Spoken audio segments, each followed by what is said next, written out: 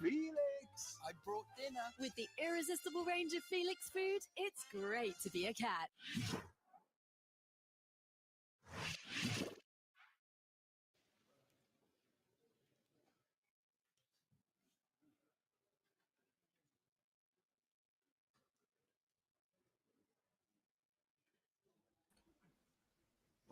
Guys, I'll be in a chat with you lot today.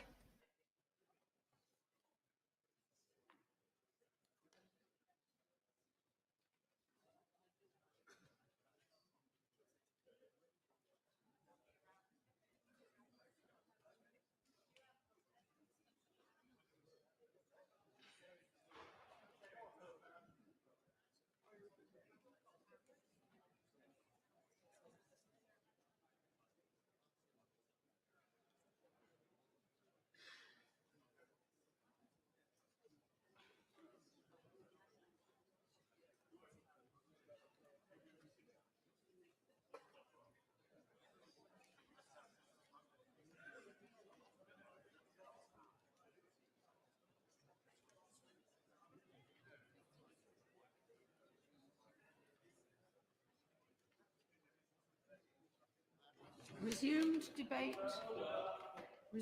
debate on second reading of the Terminally Ill Adults End of Life Bill. My Lords, before the debate is resumed, I want to remind the House of a few important points. Firstly, I think the whole House will join with me in recognising, as the Senior Deputy Speaker did yesterday, that the first day of the second reading last week was the Lords at its best. Noble Lords observed the advisory time limit, were courteous and respectful of every contribution, regardless of the wide range of views on the topic. The advisory time limit for backbench contributions remains at 4 minutes. As it was last week, I would ask all Noble Lords to respect that and each other by sticking to it closely. That means when you get to 3 minutes, you should start making your concluding remarks, and at 4 minutes, your time is up. Of course, as the openers did, the winders, including my noble friend Lord Falkner of Thoroton, will have longer as per the usual conventions. I'm sure, though, those colleagues will also make sure their remarks are considerate of the overall debate. I estimate that if noble lords followed this guidance, and after all motions are decided upon, we should be able to rise at around 4 p.m. today. I would also like to highlight the letter to the whole House from my noble friends Baroness Berger and the noble lord, my noble friend Lord Falkner of Thoroton, which sets out their agreement on Baroness Berger's revised motion to set up a time-limited select committee. If that motion is indeed carried today, then I will arrange for a revised forthcoming business to be issued at the end of next week, advertising updated committee stage dates for the bill. I know the Senior Deputy Speaker will also be able to make provision for the resulting committee to be set up as soon as possible to commence its important work urgently. With that, I beg to move the debate to now resume. The question is that the debate on the amendment to the second reading of the Terminally Ill Adults End of Life Bill be now resumed. As many as of that opinion will say content. The contrary not content. The contents have it. My Lords, it is indeed an honour to open the second day of our debate on the Terminally Ill End of Life Bill. Can I pay tribute to my own friend Kim Ledbetter, who is also represents the seat in which I was born, for bringing this bill to us in the Commons, and thank my noble friend Lord Falkner for the clarity and excellence of his introduction and his leadership of this bill. My Lords, last Friday's debate was, as my noble friend Chief Whip has said, outstanding, and the House of Lords at its best. And indeed, there were many questions to be addressed as we do our job in scrutinising the bill. And the questions posed came from both those of us who support this bill and those who do not. So I am greatly relieved that my noble friend Baroness Berger, the noble Lord Falkner, in their joint email to all peers, say their agreement will allow the bill to go through all its stages in your Lordship's House. Because, my Lords, for those who disagree in principle with assisted dying, I think it's important that we remember that this bill came to us from the Commons, has undergone significant amounts of scrutiny and change, and our job is to scrutinise it further and improve it if we need to do so. It is not our job to kill this bill, my Lords. And indeed, I was saddened last week by the noble Lady Baroness May speaking about this being a suicide bill. People have written to me in the last week, very distressed, and they say things like, we are not suicidal, we want to live. But we are dying, and we do not have the choice or ability to change that. Assisted dying is not suicide. I hope today that the House will conduct this debate with compassion. And I'm going to read an extract from one of the many letters I received, which explains the importance of compassion, and I cannot better it. It concerns a woman called Pamela Fisher, who is a lay preacher in the Church of England and has terminal cancer. And with her permission, Pamela says, Bet Victor. New customers can get £30 in bonuses and 30 free spins when you wager £10. I have seen other members of my family, brother and father-in-law, at the end of their cancer journey, and I know what may lie ahead. Even the best palliative care has its limits. This is the dead weight of fear that I carry around with me all the time. I am not asking anyone to help me shorten my life. In supporting this bill, I seek to have choice to shorten my death in my final weeks, should my pain and suffering prove unbearable. As a Christian, I believe in loving my neighbour as myself, and on this basis, I seek the same choice for eligibility to others. As a lay preacher, I cannot reconcile Christian compassion with the status quo that obliges people to suffer a drawn-out process of dying in pain when it is against their will, and they have the capacity to choose. Church leaders often apply the concept of sanctity of life to resist assisted dying. The sanctity of life is rightly central to Christian faith. For me, the sanctity of life is about honouring the life of every individual And this necessarily includes providing the care and treatment they need, including, of course, excellent palliative care. I reject the assumption that the sanctity of life requires terminally ill people to undergo a distressing and painful death against their will. I am asking you to support this bill. It would be tragic if the bill were to fail now, having passed through the Commons with a clear majority. It would be personally devastating for me and countless others. The majority of the UK population supports this bill, and there is a majority amongst Church of England congregations, despite the Church's leadership's energetic lobbying against the bill. Please remember, this is not about shortening life. It's about shortening painful and distressing ways of dying. Despite the best palliative care, around 20 people die in agony or awful distress every day. This is a plea for compassion. This is her plea for compassion, and mine too. House will know that I have a moral position on this, but I'm not going to talk about that. What I'm going to try to say is that this has been a most remarkable debate, and all of us have learnt from both sides, from what has been said. And what has come out of it seems to me, first of all, that this is a very difficult issue. The second thing is that although other countries have tried to do this, no one has produced an example of saying that's where it works. What they have done is to say that needs to be changed, there's a problem, and yet we're trying to debate this very serious matter on a private member's bill which was inadequately dealt with in the Commons and which has been criticised seriously by two of our expert committees. And what we're trying to do is something which is momentous, because we are seeking to depart from what has always been an attitude, apart from the question of capital punishment, which I fought against for many years. We are empowering the state to kill. Now, you can argue it, but let's realize just how serious it is. I was an MP for 40 years, and I met wonderful people in both my urban constituency and my rural constituency. But I also met people who felt that their old relations were a terrible burden and were spending money which would be much better left to them. I don't think we can ignore that fact. And I disagree with my noble friend Lord Dubs when he suggested that somehow or other this was an inconceivable concept. And what I want to put to the House is this, that not only is it conceivable, but it is increasingly dangerous, because many families who have never seen any real money now see an aged relative who has a house which is now worth 200,000 and more pounds. The temptation for those people that I know and have met to say to that person, you really have a duty to save this money for your family. You know that Roger's got a real problem. You can help him. This is what you should do. And no doctor is going to be able to analyze what has happened over maybe some long time, because the incident which we are discussing is very often the end of a long period. And people come to that decision with that kind of pressure. I'm sorry that that is the case.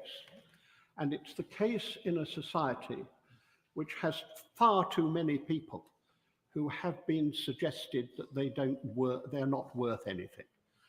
Recreating the worth of all of us, the place that we all have towards society. I'm an individualist, I'm a Tory, I have to say, but I do see individuals as living in a society. And that means that we have responsibilities.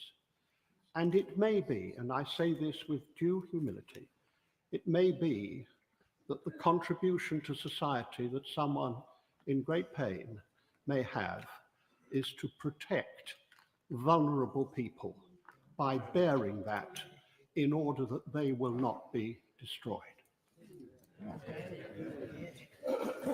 My Lords, I support the intent of this bill to increase personal autonomy for those with life-limiting illnesses, but good legislation must provide adequate protection for the vulnerable, including those with eating disorders.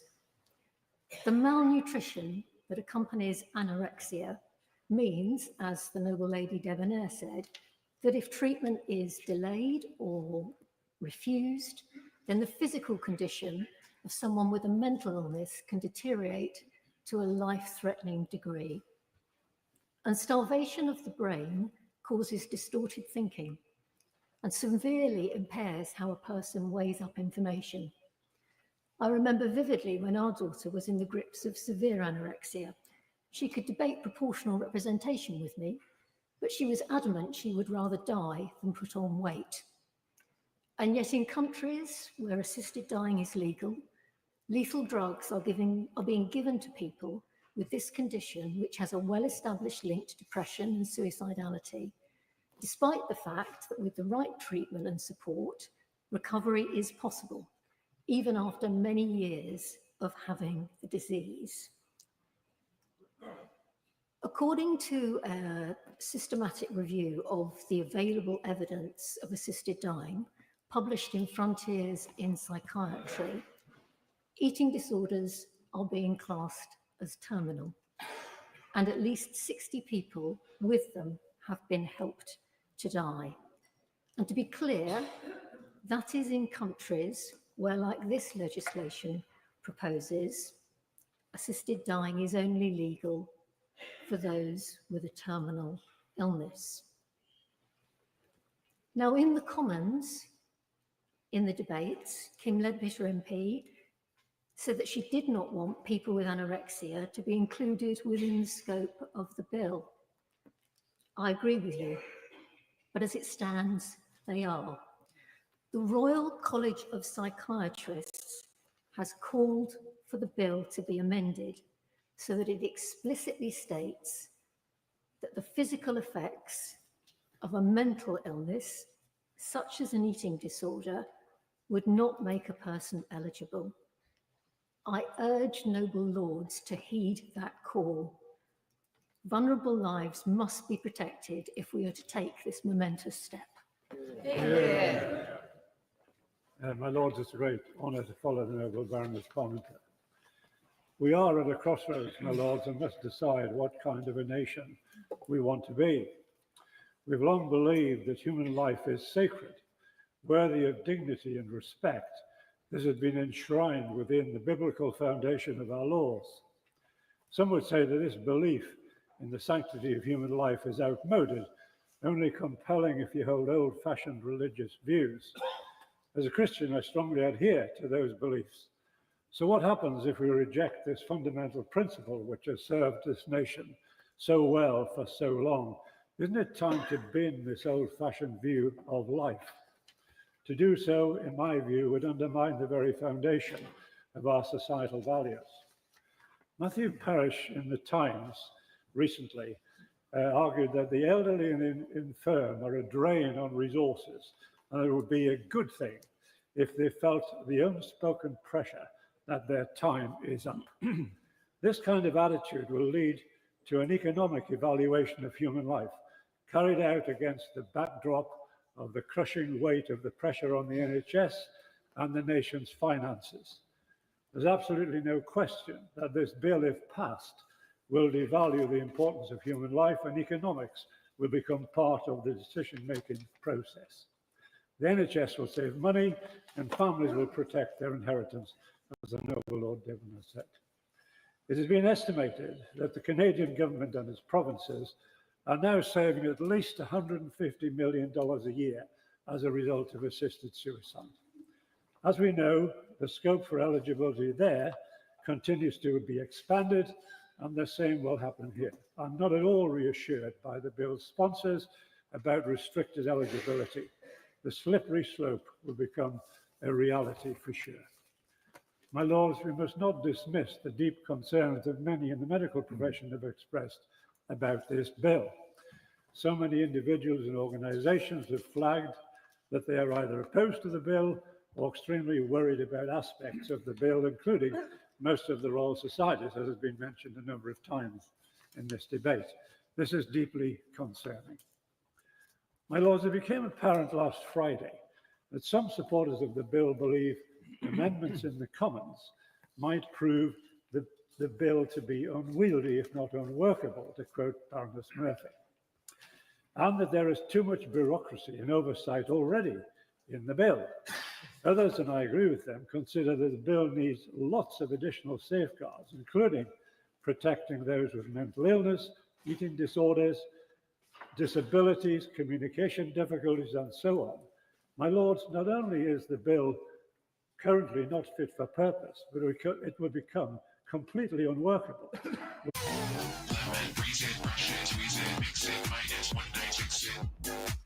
Not only will we devalue the precious gift of God-given life, we will see people who could live for years dying early for want of compassion, depriving them, their families, and society of their valuable contribution.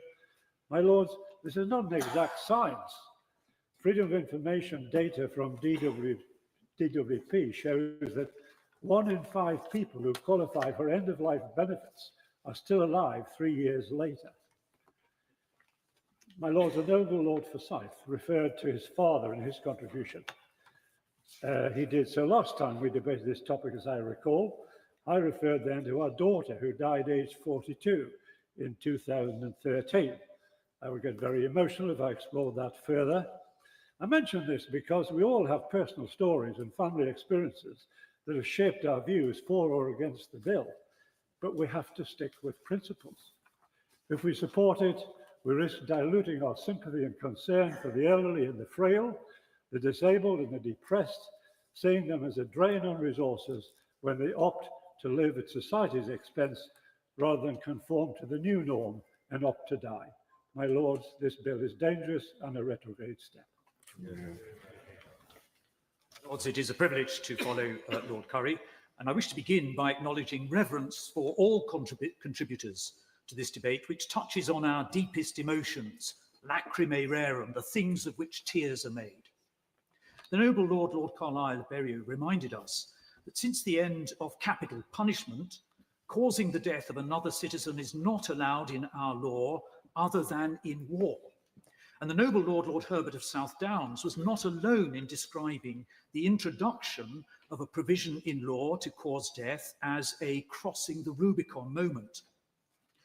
Although the right to life enshrined in law is a moral principle consistent with the Christian faith, it should not be regarded as the imposition of Christianity upon the pluralist democracy we are proud to be. However, many Christians, including myself, see this bill as crossing the Rubicon, and this, I think, is why. Christians derive commitment to the sanctity of life from our understanding of the very nature of God as Trinity, 3 persons, not begotten or made of material substance, one in nature and omnipotence, but distinct persons in the relationship of Father, Son, and Holy Spirit.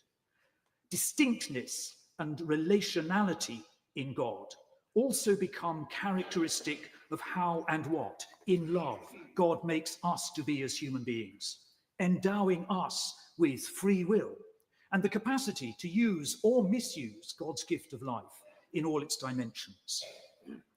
A unique likeness to God, which encompasses an immaterial spiritual dimension, subsists equally, we believe, in the flesh and blood of every human being. This is a foundational contribution to the common law prohibition of homicide, and it consequently inhibits us as Christians from supporting legislation to take the life of another person, as is envisaged in this bill. Furthermore, the Bible repeatedly identifies compassion as essential to the nature of God. And so human suffering, around the end of life especially, compels us to press ever more urgently for significant, increased and sustained investment in palliative care, and to learn lessons from the hospice movement's attention to the qualities of distinctive individual needs and relationships in sharp contrast to the complex bureaucratic processes that are outlined in this bill.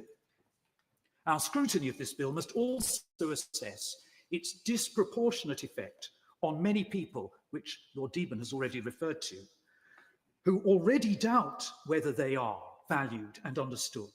People, for example, in the outer estates of coastal towns and the shadowlands of rural villages where I minister in Sussex. This bill takes from them the law's protection of their right to life. It's a fundamental assault upon their dignity. When Pope Benedict XVI addressed Parliament in 2010, he asked where the ethical foundation for political choices was to be found, and whether social consensus is a sufficient basis for addressing the moral dilemmas, considerable as they are, for the present age. My lords, beyond a limited degree of social consensus, I do not see a solid ethical foundation for what is presented in this bill.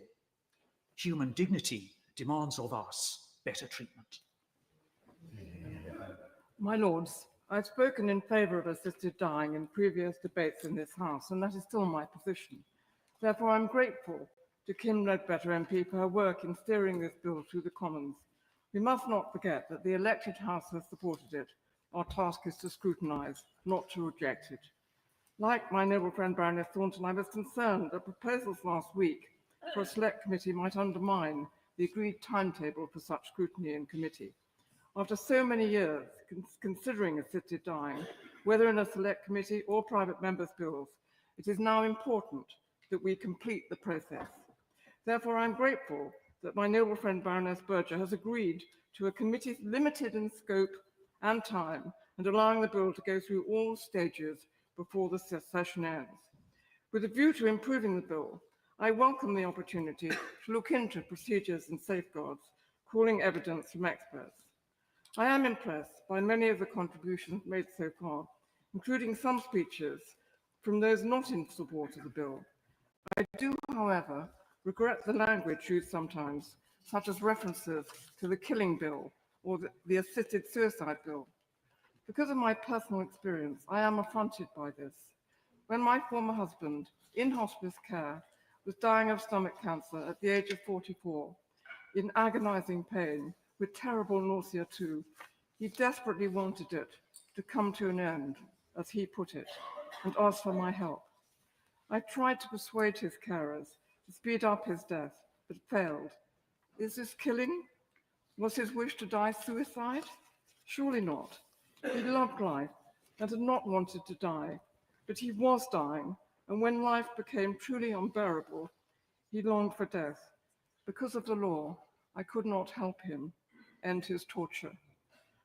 My lords, as legislators, we have a duty to consider public opinion. Rigorous surveys all report high support for the bill, ranging from 73 to 80%. The Nuffield Council in Bioethics set up a citizens' jury on assisted dying earlier this year. Support for law change actually grew over the 8-week-long deliberations when participants heard views from all sides. There are also large majorities in favour of assisted dying among Christians and those of other faiths, as well as disabled people. Some speeches have referred rightly to the inadequacies of the status quo. Prosecutions of people who admit to helping a close relative die usually end in juries refusing to convict. Laws should not remain on the statute books where this is the case. Currently, there is no safeguarding either, where people end their lives at dignitas, nor where unregulated and drastic ways of ending life, such as starvation, take place. Those who oppose this bill do need to address the problems of the status quo. More palliative care, yes, but it cannot always end the horrors of agonizing deaths. I end with two pleas. Allow our fellow human beings greater autonomy over how they die. It is for them to decide, and not for others, whether for faith or other reasons, to impose their views.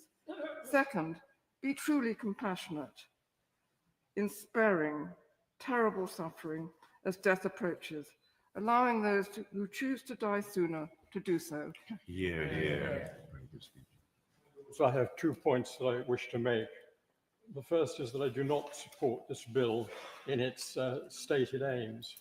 Neither do I support the increasingly strange and weird way in which it's proceeded before Parliament, mutating into some sort of ever-changing new sort of hybrid private members invention.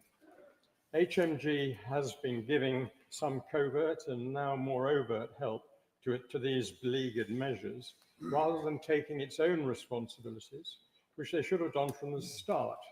It was truly prescient of Cardinal Nichols when he wrote back in February, on February the 5th this year, and I quote exactly, that there was, quote, something deeply lacking in a government that isn't prepared to guide and to sponsor, if it wants to, this process of legal change. If I may say so, I think His Eminence has been proved spot on in what he said then. So this unholy legislative mess can only but be helped a bit now by the excellent and still to be consummated proposals of Baroness Berger and all that she has suggested for time-limited select committees. That must be a help to improve. My second point after procedure is on the issue of palliative care. I'm not in favour of suicide facilities being provided by the state in the face of possible terminal illness. Illness is often not always accurately diagnosed in the first instance. I do not believe that there's some automatic choice of dying badly, or if you don't want to do that, go along and have some self-styled assisted suicide. Rather, we must look after the very seriously ill with great compassion, so much better than we do now. We need much greater protection from and legal penalties against coercion to die. For I'm afraid to say that families aren't always very nice places in the way in which they behave, alas. And the domestic setting can sometimes be one for domestic abuse, elder abuse, abuse of the mentally disabled, which I'm very worried about indeed, and the physically disabled. We need a much more precautionary effort in order to protect and safeguard those at risk, maximizing the opportunities to safeguard the vulnerable, which I think this bill just fails to do in what it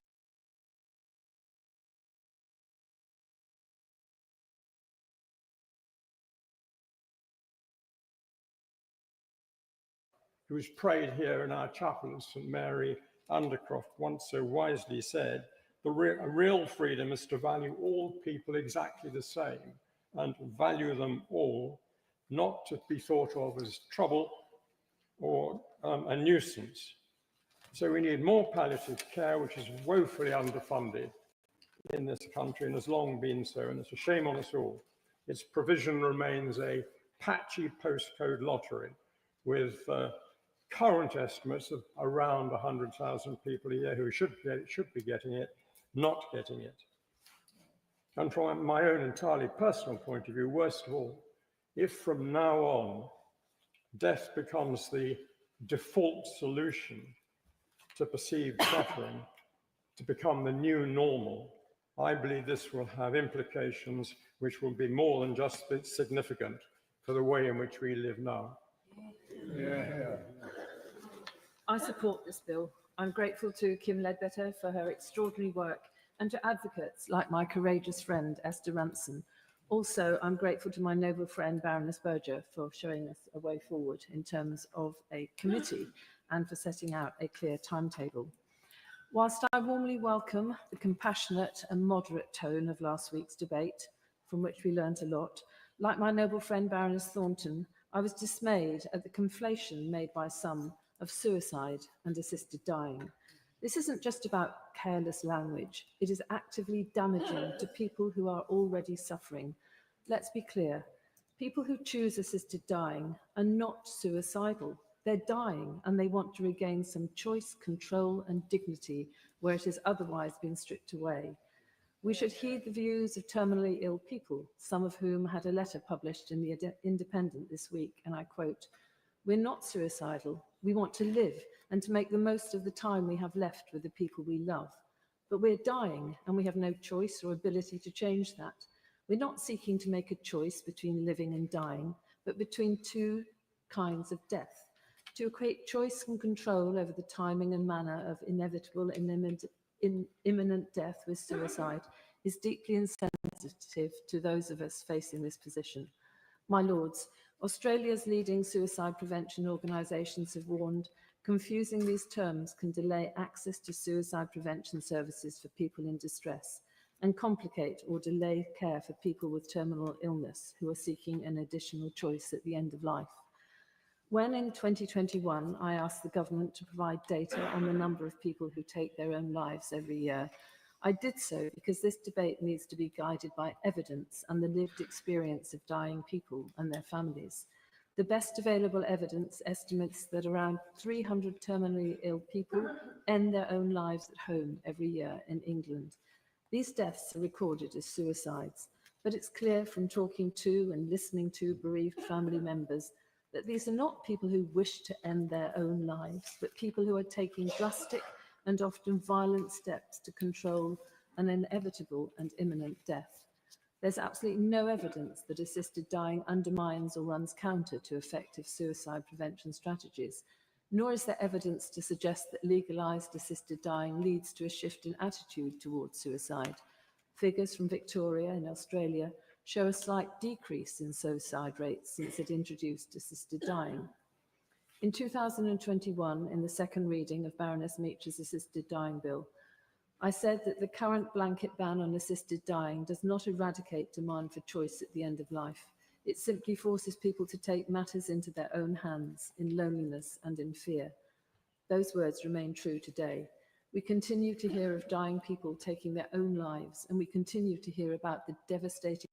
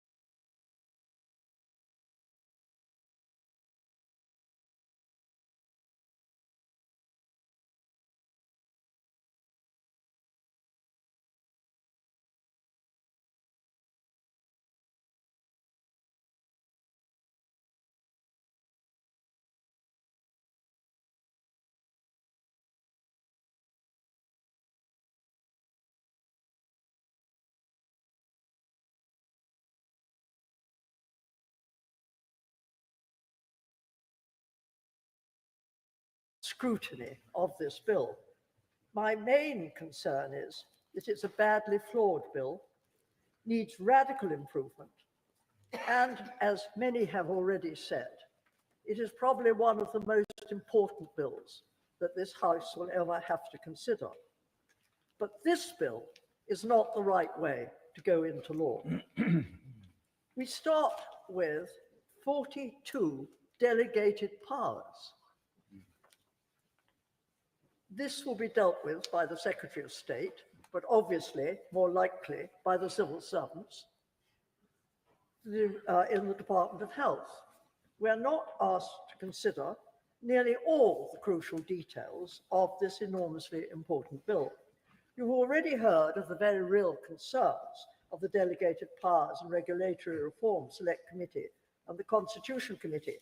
I don't remember ever before reading in such a report words like the power is inappropriate and should be removed, and among others, the highly inappropriate nature of clause 37.7. The panel, is it intended to meet in public and hear evidence? Will they meet at all, or will it be a tick box ceremony? Why no coroner check?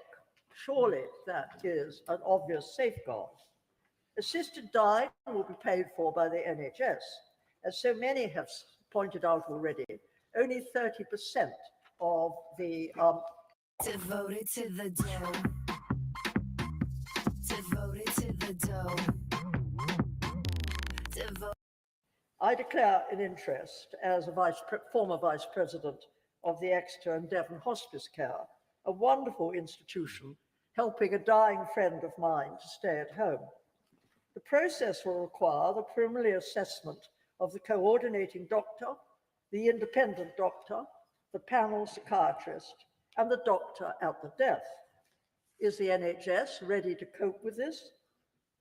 And we should not ignore the very real concerns of several medical colleges, including the psychiatrists, who are very concerned about the flaws in the bill. And they, of course, are expected to provide panel members. I declare an interest as an honorary fellow of the College of Psychiatrists. It is, I understand, not easy to assess when a patient will die within 6 months. The Lockerbie bomber lived 3 years, as has already been said.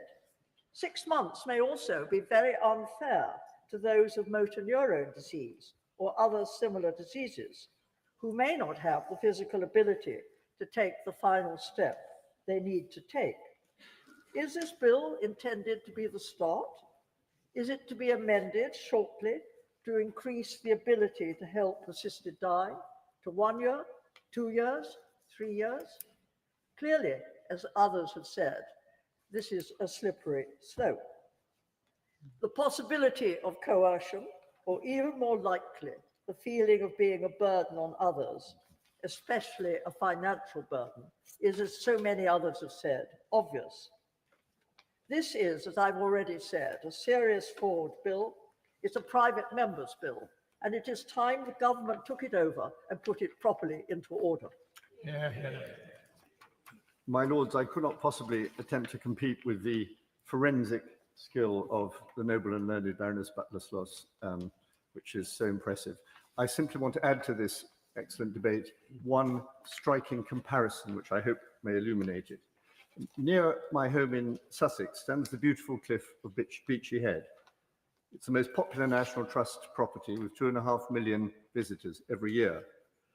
Unfortunately, it is also the #1 suicide spot in the world. Online suicide forums instruct people exactly how to get there and jump to their death. At least one such candidate arrives every single day.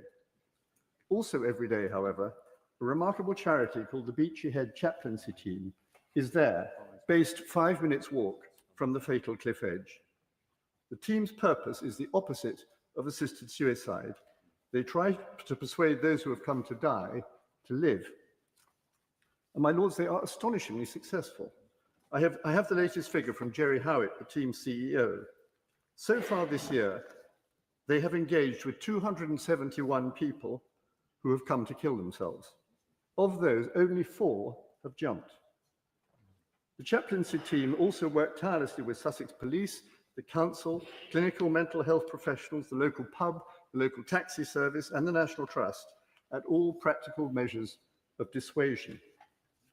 This means, for example, that lay-bys close to the cliff are blocked, pushing people to park 9 minutes walk from the edge. Such preventative actions work. The total of those who arrive intending to jump has fallen by 32% since 2023.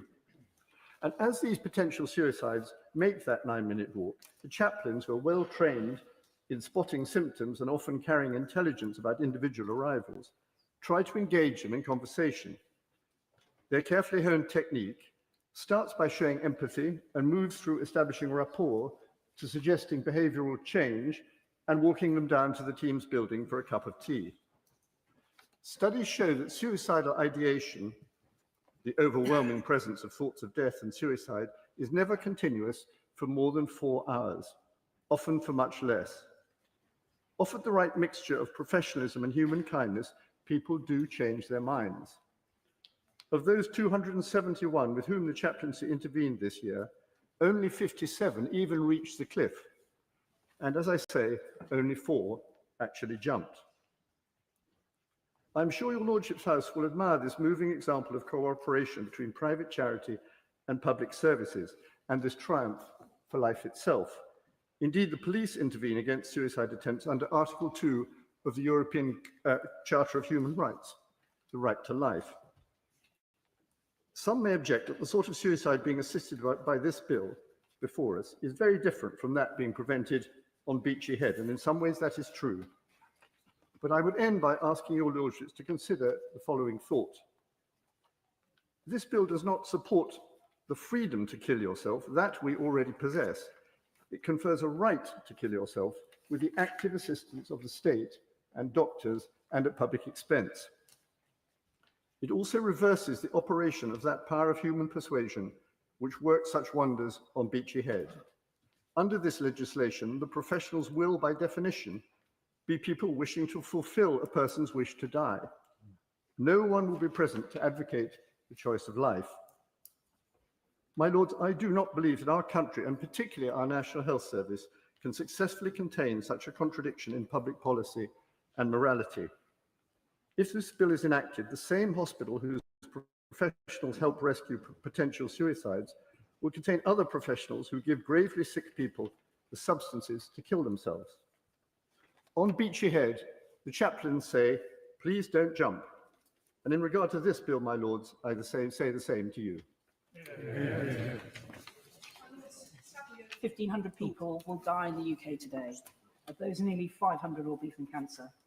Death does come to us all, and of course we want to make sure that people have a comfortable death as possible. But in the legislation before us, we're being asked to agree that someone be enabled to be given and use a concoction of chemicals to take their own life, and we are being asked to require the government to provide services for that to happen. I recognise we have heard a lot of distressing stories where people have suffered pain, intolerable pain, at the end of their life, and the suggestion is that introducing this assisted dying or controlled suicide, that pain could be avoided. My Lords, there is no reference to pain or suffering in this bill. We've heard in the debate about polling, other surveys when explaining what the assisted dying in this bill is effectively controlled suicide. Support falls. The BMA survey this year shows that support from GPs has fallen. Royal colleges have expressed their concerns. My Lords, I do not want to extend life unduly. In a week when the government has introduced the Hillsborough Law, I think of the legal case of Tony Bland, the 96th Hillsborough victim. That decision to start artificially keeping him alive, I think, was the right one. And I also support the concept of DNR. But without going into too much detail, I've seen firsthand how the clinician-patient relationship can be frighteningly coercive, even for something as simple as sedated surgery for a broken hip. I also think back with a shudder to the Liverpool Care pathway. My Lords, what an awful way to die. It had become commonplace. And I raised this when I first entered Parliament and gathered enough support from other MPs to get the government to review and end that practice.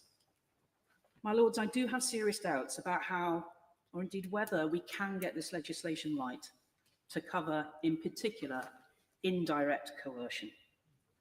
This indirect coercion is real. the feeling of being a burden, knowing you could save money for the NHS if you went that bit earlier, knowing you might be able to leave more money to your children rather than pay care home fees. As such, I am genuinely concerned about how this may become commonplace here, as it is already in Canada. And there'll be other concerns that I raise in committee stage, including the provision in Wales, given that the Welsh Senate has voted against this. But I have to say indirect coercion is my biggest concern. Now, I followed proceedings of the bill since it was introduced in the Commons, and the bill has changed considerably since it was first introduced, so I welcome the proposal for a short, targeted select committee ahead of our consideration at committee stage. One change the Commons did make at report stage, which I welcome, was not to allow doctors to raise this option with a child, which the promoters of this bill opposed. It got through against their desire.